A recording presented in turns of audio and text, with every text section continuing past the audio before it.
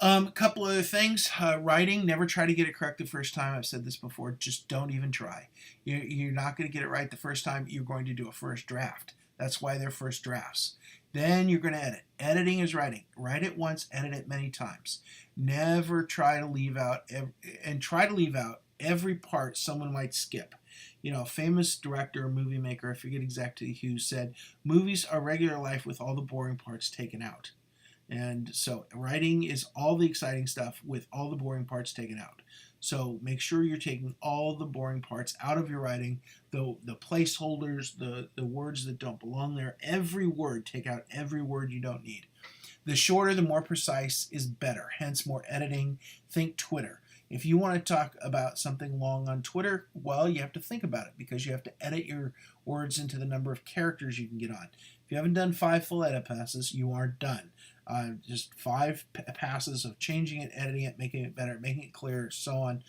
One of those edit passes absolutely positively has to include taking out all the passive language. All the passive language needs to come out. And by passive, I mean all the to be verbs. The verbs of to be: is, are, was, were, be, being, and been. If you don't remember them from school, just Google passive verbs and get rid of all of those in your language. Every time you have a passive verb in there, your writing becomes boring. So if we're going to edit this paragraph, you can stop the video here and read this paragraph and try to edit it yourself to get a little practice. This is the paragraph I used previously in the example of the Gunning Fog Index and how complicated writing is. This was a 16.8 or something, I forget what it was exactly, but it's a fairly complicated paragraph. It's really hard to read.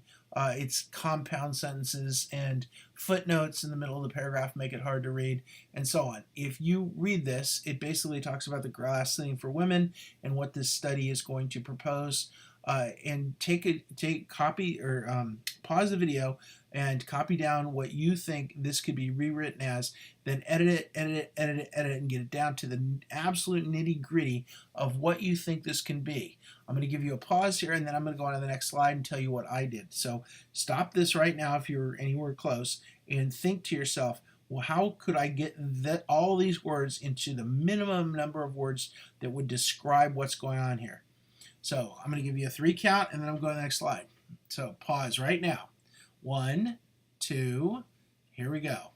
Does yours sound like this? Mine, if I cut it all the way down, says, I propose to study the impact of gender discrimination and stereotypes, family pressures, and less opportunity on the success of female majority-owned businesses in comparison to male majority-owned businesses. So I'm comparing these two groups on these 3 factors. And that's all this whole paragraph back up here says, with a lot of extra words that I don't need. All I need to know what they're doing is this sentence.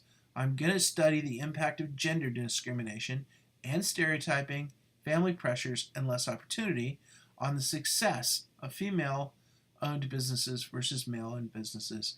And that's all that they really had to say. In fact, I could probably cut this down a little bit too if I kept going. I got tired of doing it. I did 5, 6 passes to get it down to this.